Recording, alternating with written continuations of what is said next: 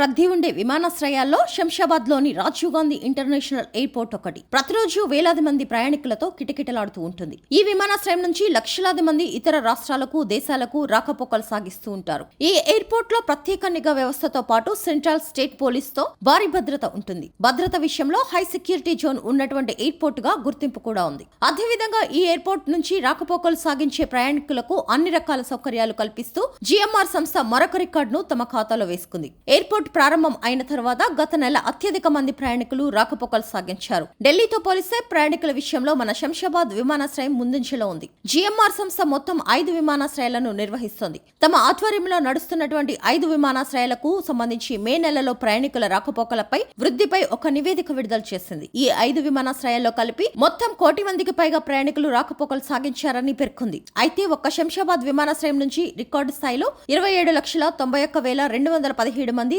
దేశీయ, అంతర్జాతీయ ప్రయాణికులు రాకపోకలు సాగించారు. మే నెలలో జిఎంఆర్ విమానాశ్రయాల్లో సగటు ప్రయాణికుల వృద్ధి 0.8% నమోదైంది. కానీ శంషాబాద్ విమానాశ్రయం అత్యధికంగా 15.3% వృద్ధిని సాధించింది. అదే సమయంలో ఢిల్లీ అంతర్జాతీయ విమానాశ్రయం 4.5% వృద్ధి నమోదు చేసింది. ప్రతిరోజు శంషాబాద్ అంతర్జాతీయ విమానాశ్రయం నుంచి రాకపోకలు సాగించే ప్రయాణికుల సంఖ్య దాదాపు 1,00,000కు చేరువవుతోంది. ఇప్పటి వరకు ప్రతిరోజు 95,000 నుంచి 97,000 మంది ప్రయాణికులు రాకపోకలు కొనసాగిస్తున్నారు. శంషాబాద్ విమానాశ్రయం నుంచి దేశంలో 74 ప్రాంతాలకు, విదేశాల్లోని 21 ప్రాంతాలకు ప్రతిరోజు 620 విమానాలు రాకపోకలు సాగిస్తున్నాయి.